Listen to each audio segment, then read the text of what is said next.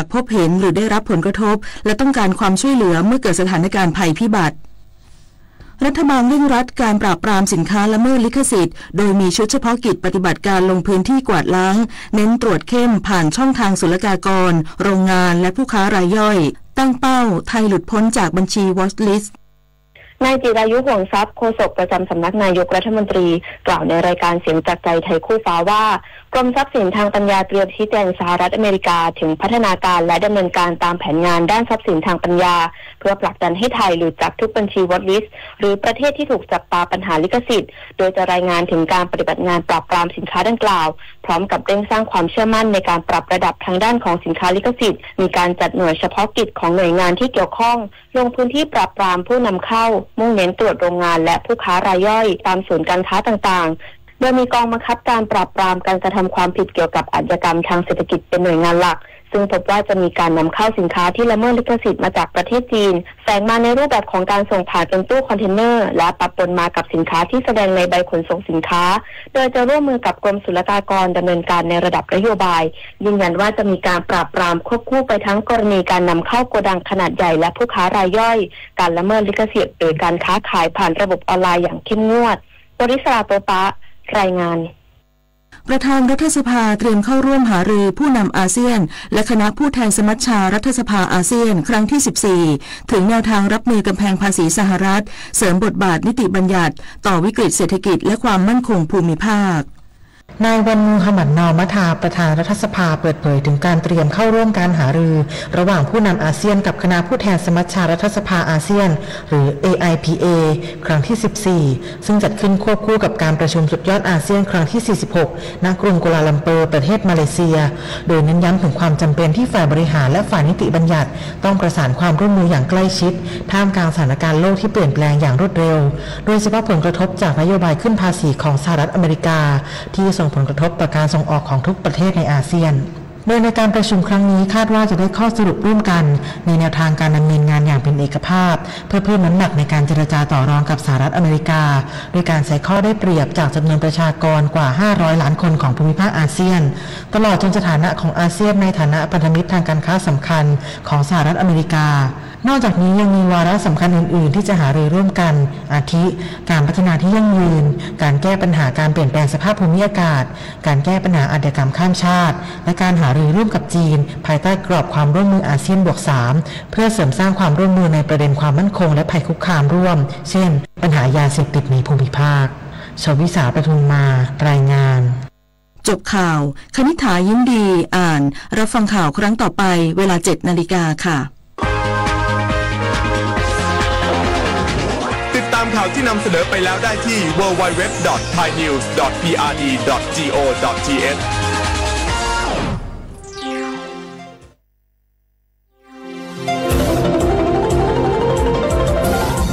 วิทยุแห่งประเทศไทยให้ความรู้คู่ความสุขสถานีวิทยุกระจายเสียงแห่งประเทศไทยจังหวัดเชียงใหม่ AM 1476 กิโลเฮิรตซ์สถานีวิทยุภาคภาษาชาติพันธุ์แห่งเดียวในประเทศไทยที่มีความทันสมัยเชื่อถือได้สร้างอัตลักษณ์กลุ่มชาติพันธุ์สู่สากล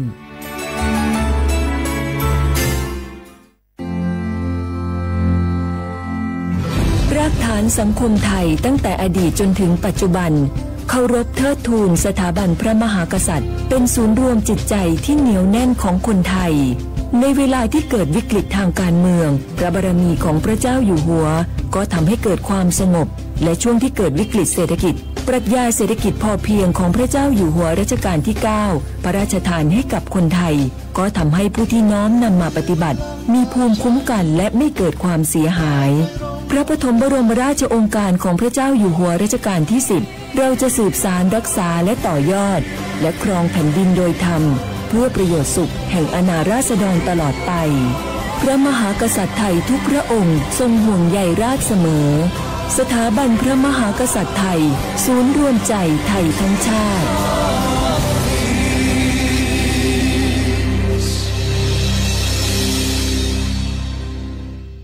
นี่ รู้กันไหมสิทธิบัตรทองหรือบัตร30 บาทเป็นสิทธิหลักประกันสุขภาพตามกฎหมายที่ช่วยคุ้มครองคนไทยทุกคนให้เข้าถึงบริการสุขภาพที่จำเป็นโดยไม่ต้องเสียค่าใช้จ่ายเลยนะครอบคลุมทั้งการรักษาพยาบาลการป้องกันโรคการฟื้นฟูสมรรถภาพทางการแพทย์เรียกว่าช่วยให้คนไทยอุ่นใจกันเลยทีเดียวสอบถามเพิ่มเติมสายด่วนสปสช1330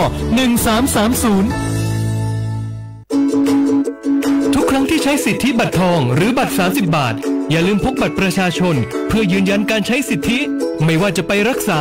รับบริการป้องกันโรคหรือบริการอื่นๆสำหรับเด็กเล็กที่ยังไม่มีบัตรประชาชนใช้ใบเกิดแสดงคู่กับบัตรประชาชนของผู้ปกครองง่ายสะดวกรักษาได้ทันทีสอบถามเพิ่มเติมได้ที่สายด่วนสปสช1330ในยุคที่เทคโนโลยีก้าวกระโดดโจรออนไลน์ก็ก้าวตามมาติด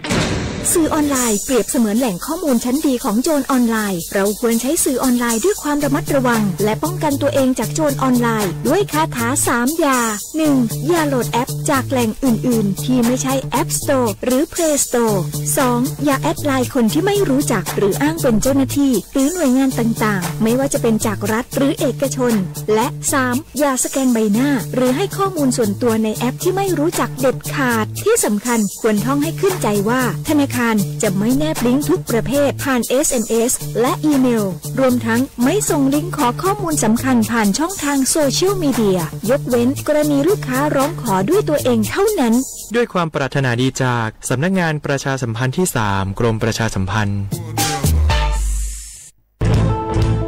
เชียร์ว่าบุกอามาสนใจลงโฆษณาทาสถานีวิทยุกระจายเสียงแห่งประเทศไทยจังหวัดเชียงใหม่อาวสถานีวิทยุของบัญญัติยี่เสียคือคือเสืออาทิเยยี่สัญญาณว่าคือหุยยาคือยิบเป้งานเที่ยวพื้นที่จังหวัดเชียงใหม่ยังอาทิปัญญามาสนใจลงโฆษณาช่องบัญญัติติดต่อที่สวทเชียงใหม่ยิบเบอร์โทรบัญญัติคือ053-276-0685อาทิเย092-246-8579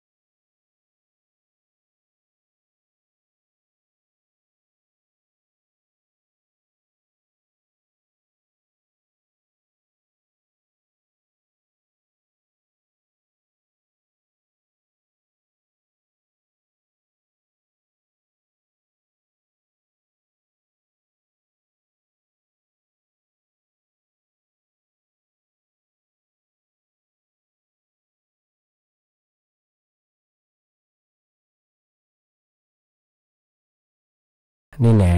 โฉมโมขวานีเจมโมอาวุลิสุงดูเสตขวาไปแล้วอาวุลิสุง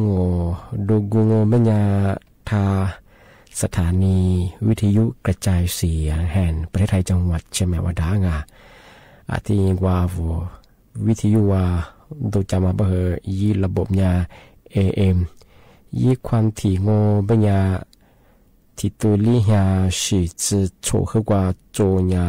ดูหลังวิทยุเนี่ยอาทินี้ท่าวุฟิสิบัวเฮไลฟ์สวยจังยีเพลงเบอร์สวทเชียงใหม่ AM 1476กิโลเฮิรตซ์ที่ไล่ยางในเนี้ยที่ว่าที่มรอที่ว่านาทีเนี้ยว่านี่นายเนี้ยเสือที่นี้เลยตัวงงที่มรเบอร์นี่มุขวานี่สามโมดวงนี่เมที่นี้งเป็นยังเอาลิโซอาบางเป็นยังลีฮานี่เจอสิเนี่ยนี่ไม่ถึงมาคือกานี่ยุโคนี่โตนี่เจอหัวโคเอาลิโซอาบางเอาขพารากะอาทิตย์ปัญญาว่าไทยอาบางปัญญาว่าฮา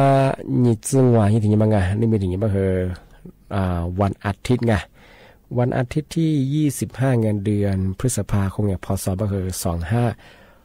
2568ที่เข้ามางงชกนี่มีถึงนี้ก็คือวันอาทิตย์มีอันนี้ก็คือว่าฮิควาจางเสียโซนาสุฮามยาจวชกอาจจะก็คือนี่มีถึงนี้ก็คือนั่นละมกว่านั่นละค่าตรงว่าว่าสบุชาฟลุชังไม่ใช่แม้ว่ามุปัสโซยามกว่าเดี๋ยวฟลามาคือหมอพูดมาคือจวงก็คืออาจจะรีบฟังนี่มีก็เห็นอาทิตย์บัญญามกว่ามาพูดเจอนาซาเพจัดปวดมาปีมาเจนเตยใช่ไงนี่มีที่บ้าเหรอมีอันนี้บ้าเหรอฮิควาชิยาโซนาจาโซจวงที่มาเหรอเมียนาชุนยาเส้นหัวเนี่ยเส้นหัวเนี่ยปากกาวเมื่อสัตยากระทรวงสาธารณสุขเธอนาตบอกว่าจีโซกว่าโซก็จะได้แจ้งเตือนยิ่งฟลย่าแบบมองบ้าเหรอพอเสร็จแล้วถึงมาแจ้งเตือนใช่ไหมบ้างไงเมื่อ5 ลิตรจะแทงโง่ไม่อยากมาจามโมฝาราบรงนาทำมาขึ้นยา1 สาซื้อสาบรงทำมานาไม่โรคไข้หวัดใหญ่ชิบุโดซื้อสาวก็ไม่อยากด้วยความชื้นดงเมื่อ5 ลิตรมีหิอยู่บ้างเมื่อชาติเกิดเหมือนจุบ้างนาทำมา1 สาซื้อสาบรงเธอไข้หวัดใหญ่ทำมางานอาทิตย์แรกไม่ขยายข้อมูลเธอซึ่งยังไงที่5วันนี้เมื่อสัตว์สงบไม่ยานาทำมัน1 สูงบ้างเธอไข้หวัดใหญ่ทำมัน1 สูงอย่างอะไรเนี่ย300,000มาสติจัวบุรุษมีอันนี้บ้างว่าจันเนี่ยที่พูดมาขึ้นหนึ่งมีอาทิตย์นี้เชื่อมาจัวเชื่อมาไม่เคยมีนี่คือเท่าผู้สูงอายุว่าชั่วโมงที่ไปมาเจอาทิตย์นี้เท่าโรคประจำตัวจุดสูงจริงชื่อคนนั้นไม่เคยลาลิซลิวงอาทิตย์นี้กระทรวงสาธารณสุขในนายมาเป็นมาปีว่าเน็ตวัคซีนไข้หวัดใหญ่มาหมอการรับเป็นยิ่งหัวก้าบุรุษเอาเน็ตวัคซีนมาประการงอเป็นปีว่าหนุ่มแบงว่ามแบงไข้หวัดใหญ่มา1,000แล้วก็ยี่ติกยามารุนแรงยี่ติกยามานาติกยามาชุดจุบุรุษที่นี่เชื้อเซลล์มาเปบุรุษปีว่าหนึ่งว่ามมาเน็ตวัคซีนมาพม่าการรับเป็นแบบน่าจะไข้หวัดใหญ่มา1,000แล้วก็ยี่อาการขึ้นยารุนแรงงอขึ้นยาหนาบุรุษที่นี่เชื้อเซลล์เปบุรุษที่นี่ที่ว่าคือก้าวจงไม่เอาชั่วโมงเอาชั่วโมงที่เป็นไปคือผู้สูงอายุสุดสุโขกับผู้เยาว์ที่นี่ว่าสิ่งมาข้าสุดมาเน็ตวัคซีนขึ้นยาก้าวจงที่เป็นเน็ตวัคซีนที่ผู้ไม่เคยทุยาเน็ตสิ่งนี้เน็ตสิ่งนี้ข้อนี้ก้าวมาฟีก้าวมาคือสิบุจงปีข้อนู้นสิบุพระเจ้าคือนู้นผู้บ่มชิงผู้เปิดที่ข้อก้าวเอายี่วุฒิบุพเทวชั่วโมงผู้สูงอายุที่นี่ว่าโรคประจำตัวจุสูดงที่นี่กูดูก็มีมาบิโซเด็กพิการดงที่พิการยิ่งสูงที่นี่คือจะเมื่อกูดูยิ่งตัวจุสูดงที่นี่คือนานเนื้อส้มแบงที่กูดูที่ยิ่งส่งปลาสูงอีกทำไมคือยาที่ดีเนี่ยว่าสีเปิดที่เด็กก้าแบง อาจจะแบบที่ชีบัวมาจากซุปเปอร์ไงมาบาลาเบอร์ไงนึกสึกว่าซีนป้องกันไข้หวัดใหญ่มายิ่งความกล้าเฉียงงอ่ะปีว่ามาพักการเราคือปีว่าโนนาพันถึงไงไปเฮอติดขึ้นยาแยกกับหงอชาชงไปยังไงติดขึ้นยาหมันนางกว่าติดขึ้นยาแบบชุดเจี๊ยบไปยังไงอันนี้ป้องกันเสือกว่าเชื้อมาสักทีป้องกันนับว่าไงก็คือทีเนี่ยนางอย่างอันนี้บ้าว่าสุดท้ายว่าเชื่อว่าให้ปีมากไงอันนี้สมมติว่าคือทีปีมากเชื่อว่าไงอันนี้ว่าการจัดการเงินเยียงบ้างงานหลักส่วนใหญ่ก็เป็นเจ้าคือมาก็ดูมันดูแลสุขภาพเองนักการนำมาคือยังเจียงที่ปอรับคือเข้างที่นี่ทำมาถึงเชื่องนี่มีถึงยี่บ้าวันหยุดปีว่ามาอิสมาดูเองกับเบียกับก้อยอะไรกว่าเยอะมาแต่ละมาลาวเยงมีชิมนั่นแบบเชื่องมาสับอีชิติดูแล้วบ้างเหมือนลิซเป็นอะไรที่เกิดตัวเหมือนขึ้นเลี้ยงที่ยังมีหิรังอยู่ถ้ายากลงอุตุนี่ยุทธแบบเชื่องนี่จะสารยี่ห้อนี่นี่จะชงเนี่ยเหมือนขึ้นเลี้ยบนงที่ที่เกิดต้องเป็นอาจจะมาจวงที่ยังกวนดินสลายมาจวงปีความโน้ลูชิเนก็จะว่าจะแบบแบบนั้นจะเหมือนเลี้ยงแล้วปัจจุบันยังมาอันตรายยังอันนี้เป็นปีว่ามาในตัวเยอะเส้นทางจากบัวได้กับกุญยิงกับเชียงอันนี้เป็นครับว่าแต่ก็มาเจอไปแบบคือมาดูค่ากับชงแบนนัทโนพัดยีแบบจากบัวจะบามือขึ้นเรียกจะสื่อบิวรงแล้วปัจจุบันยังที่ก็จะแบบจากบัวกลุ่มนางกูอยู่เชียงมาตัวเชียงน้ำตัวยังเป็นอันเป็นมาแต่จำมือชงมาเจนเตยช่างอาทิตย์เป็นยังไงมาซะนั่นแหละคือมุกว่าทุกคนที่ได้พวงว่าเอาไว้เชื่อเขาว่าพลาสุดแล้วคือข้อขว้าง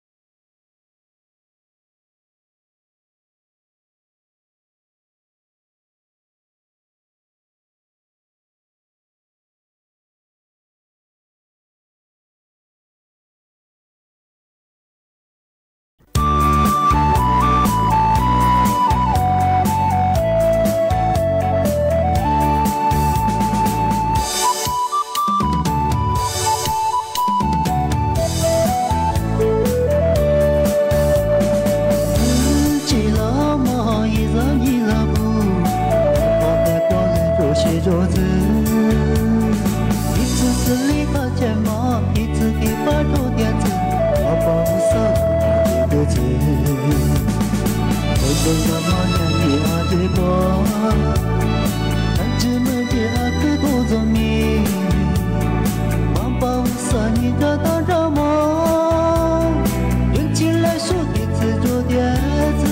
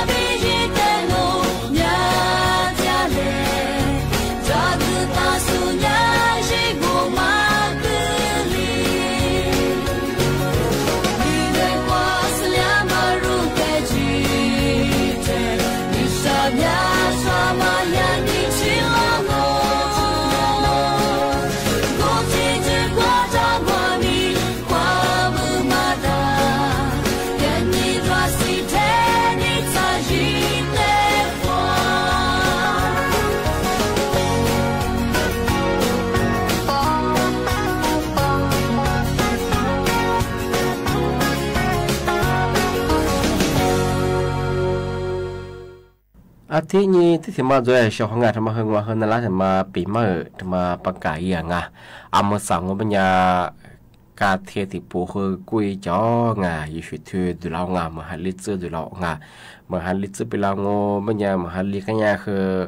มือถือคือดัวงาอาวุธมือถือขวาจะคืออามาคือแต่จำโมงาชาวงากุฏิเนี่ยก็เรามาอีกข่าวคือทำมาดูเราชาวงาว่าอย่าจะสู้อะไรกูวงามือถือขวาจะอยู่ชาวงากันยามือถือที่มาขวามาอย่าจะมันยาคือยึดตัวจอมกิเลสชาวงากันยาบอกอยากที่อยากกลัวมาคือถือมาชาวงาอีกคู่คือสิจะนิวงากันยาแบบถือว่าสิคนกันยาคือnhiều thọ mà nhà hít của nhà lý sư thiểu ngà cho ba số ngà mà hơn nhiều số ngà nhiều số lúc các nhà người số mà hơn mà sản nhà go khui nhà trà ngà khui nhà ta nhà nhẹ nên sự thì giải ảo ngà ấy thằng ông có nhà do trong quạt ngà trong quạt lời ngà âm phơ đàn chạy bên ngà thì bây giờ ta số mình chỉ khoa giải bên hơn qua hệ lăng ngọ bên ngà mà giải nhà thì lấy xem mà hơn doa ngọ thì giả sử bây giờ sử dụngที่ถึงการตัวไปคือคุยใหญ่ตาจังไงยากคือที่มาขั้นเร่งงานใช่ยังงานที่บางคนมันยาวเสียเขาบ้างแบบใช่ไหมคือมาไม่ชี้ข้อจะคือแต่จำโมงอะไรมาจะได้จำได้มาคืองานแต่ที่เด็กกับตัวนี้ใช่ไหมงานตัวนี้มากู้งมันยาวมาตัวนี้กู้สูงชุ่มมุมแบบมาตัวนี้กู้สูงมันยาคือยัดละคืนกันนั่นนี่งานใช่ไหมงานปีขวาตัวนี้กู้เป็นงานมายึดตัวจ้าจมมางาทำมาแต่กันสามโมชงมาเงาไม่ยังจ้าวแต่ละนี่ชาจางงไม่ยังดูจมันจางแล้วก็จ้าวทิ้งละทิ้งละโซ่ใจชิโคนนาหงใจดูคือจมาพัดจาวเลยไม่ยังเชื่อมาคือกรีดงาที่เชื่อทำงานไปให้ช่วยงาอยู่ว่าช่วยงานที่ยากกว่ามางานอยู่ว่าช่วยไปคือที่เตะเชื่อมาคือมาใส่ในสิ่งที่เจ้างาแต่ไม่คือคือยังไม่เปียไม่เชี่ยงงาช่วยงาบ้าว่าช่วยว่ามาใส่ยามาไม่ชี้ข้อจะงาแต่งกับตัวนี้งาอะไรมาจะได้อะไรมาจำได้อะไรมายึดตัวจะว่าคือทัดจะทัดแต่งลางมาซื้อไปคือมาซื้อสุดละคือนั่นนี่ช่วยงามาคือแต่จำโมงาที่ที่มองว่ามันยาลูกชิ้นมีคนเนี่ยเดียวงไม่ยังชี้ข้อจะคือแต่จำโมมาคืองาที่ไข้เลือดอ่อนแบบข้ามในเรียงเห็ดทงมางเห็ดทงมาคือเมียไว้ลูกชิ้นเดียวมาคือเห็ดทงมาคือขวงมาคือมาคนเดียวมากว่าสิจำมึงที่เนี่ยว่าหิ้งกันแล้วก็จะคือกว่าเมื่อฮาลีขันยังว่ามันยาแง่กว่าสืบฝึกความแบกกันละจอดขวาดงแก้ขวาดงอะไรกว่าที่งกว่าจะมาอยู่มังมีคู่ฟูพามังปัญญาเห็ดทงมาล้างนี้อีฟูกูงไม่ใช่ฟูเกยอีจะคือเปิดล้างไปคือแล้วกับขู่ล้างอาจารย์ว่าขู่เสร็จคืออาจารย์ใครมาเรียกเรื่องใครเรื่องคือน้างานมายาสาธารณสุขที่ได้แจ้งเตือนฟลาชของสักพักตั้งคือบิชิมันซื้อไปคือาชิชิมาขวางจ้องผู้หัวแต่ขวาจ้างจุดเปลี่ยนคือพมียวไม่ใช่เหตุมาพมียวก็คือว่าอยากกันอยู่แต่ก็หอมมืองามาคือมากดมาจำมาชของอันนี้ว่าอาการอาจจะยี่อาจจะกดอยู่แต่หัวใจนี่ชของปีว่าขั้นเลี้ยออกพักเลี้ยงมันยังยุ่ที่มันไม่คือดูนางอาจจะกดอยู่ก็มีคือยิ่งมีคนนะอาชีพจะมีก็มาดูมีอาหารคือเบื่อย่างที่นี่คืออาจจะกดอยู่ก็มีที่กับตัวก็คือกว่ายิ่งผึ่งสีแดงกว่าพอคุณเจอคือกว่าบิชิเชี่ยวยิ่งตัวมาคือเดชเวทมาคือแต่สมองปีว่าที่เลยยาการที่เลยจงมันยังคุยยิ่งแต่กับกูนี่กับตัวยิ่งชของพามึงจ้าจะขึ้นหน้าขึ้นมาจีบจ้าขึ้นสโลไปคือจ้าชาคือกับมือกลี้บางคือจ้ามีเชี่ยมีเปียงบางคือมาก็เดี๋ยวมาสมองที่เนี่ยว่าชของว่ามาดูเชียวเพียวมีความจ้าคือไม่เชียวความจ้าคือแต่กับตัวนี้มาละมาจะด่าบางคือจำด่าบางคือยิ่งดูจะมาคือจวงบางคือจำมือชของที่มังมันยา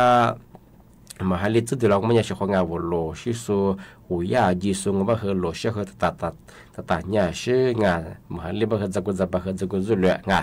ที่เนี่ยวัวเลือกชิสุงบางคือมันกับบุจิคือแต่ชิจวา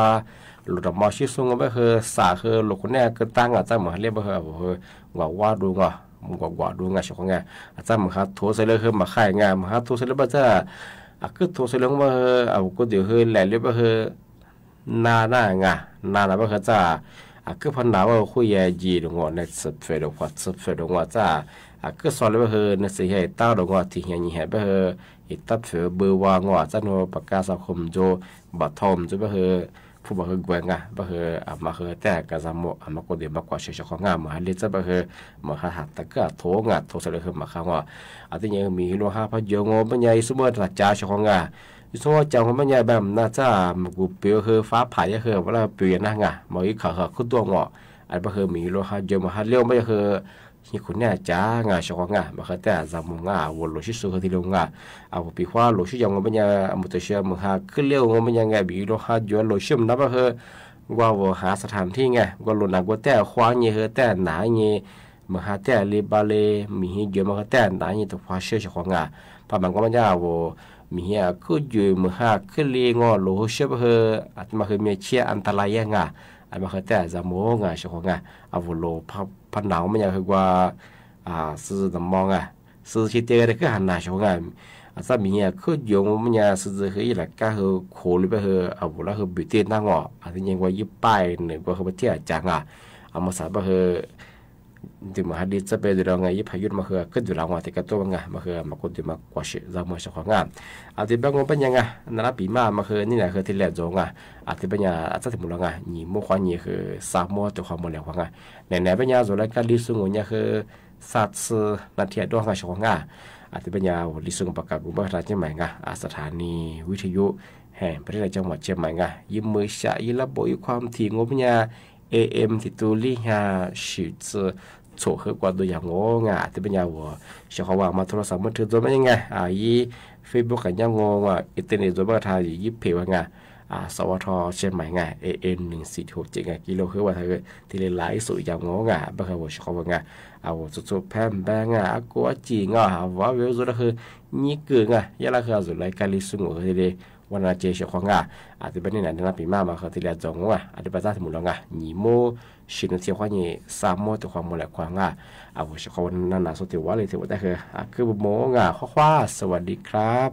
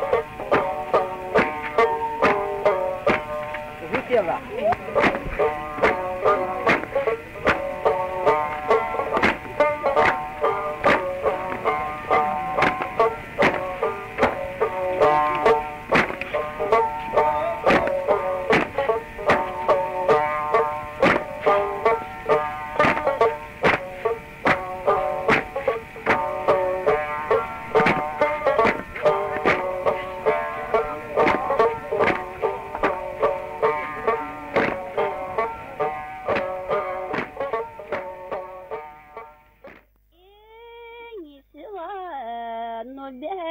你是天涯错过我发誓铁过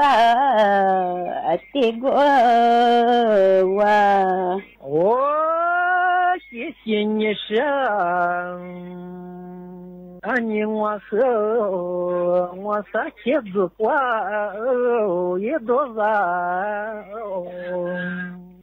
来花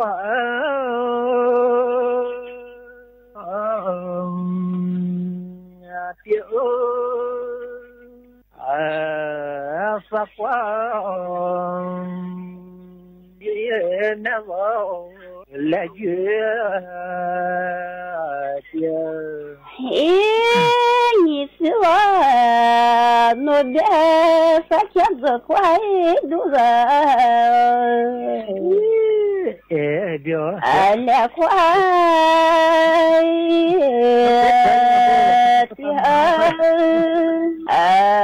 也快多少来月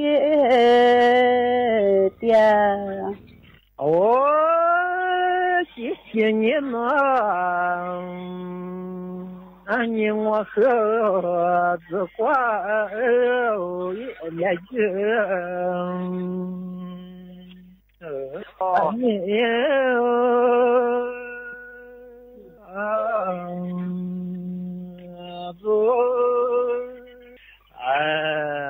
撒花来月的毛三呀我别拿我的个来快的嘛三爷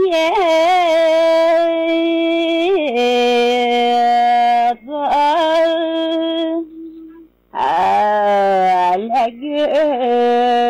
的嘛三呀谢谢你呢你和三年我的多也别走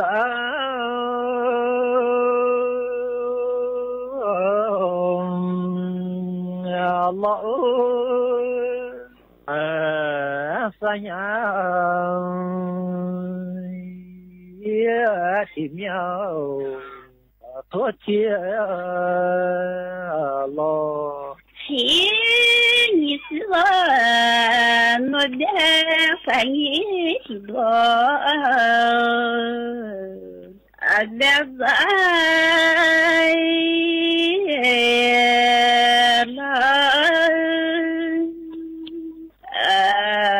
发现前面多跌了谢谢你生你是天涯错过我发誓铁过我谢谢你生你我和我撒茄子瓜也多少来花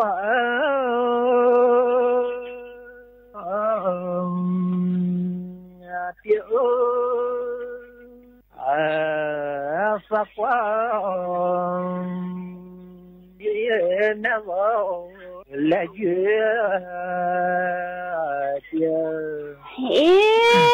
你是我诺的撒茄子快多少来快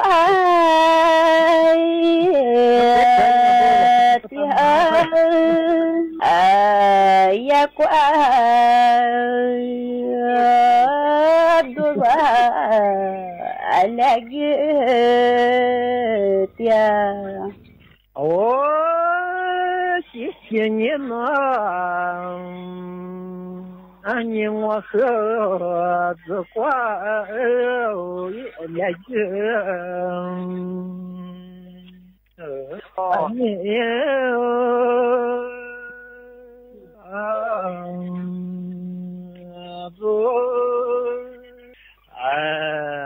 sa qua lagi timo sanya du no bena vati la qua tima sanya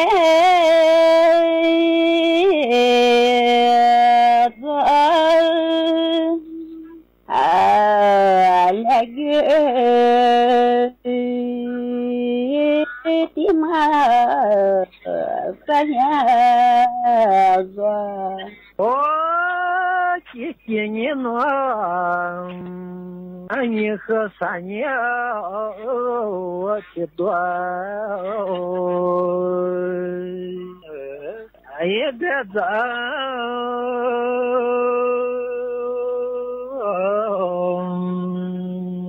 Allah sanya ya timau to chia Allah si ni swa no de fanyi do adazai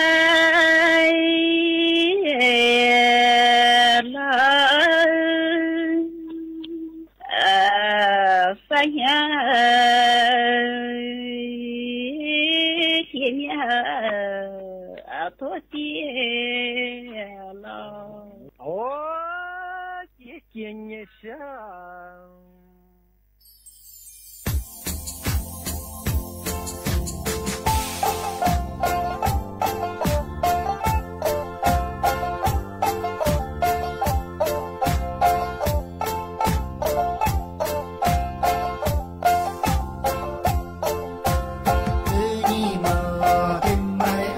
Hãy subscribe cho kênh Ghiền Mì Gõ để không bỏ lỡ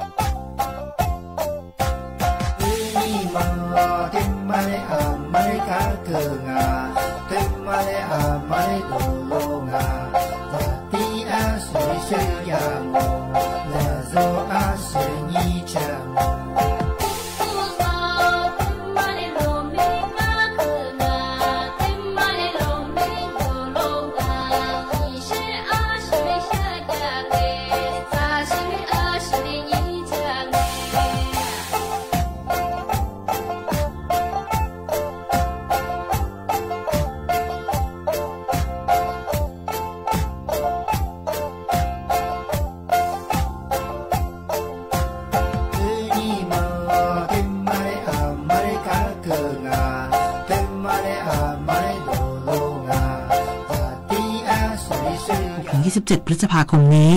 โดยจะมีการพบปะหารือกับผู้นำสมัชชาในรัฐสภาอาเซียนพูดคุยกันในหลากหลายประเด็นโดยมีผู้สังเกตการณ์คือนายกรัฐมนตรีของติมอร์เลสเตโดยมีสาระสำคัญคือการร่วมมือกันแก้ไขปัญหาทางด้านเศรษฐกิจด้านความยั่งยืนและด้านความมั่นคงในภูมิภาค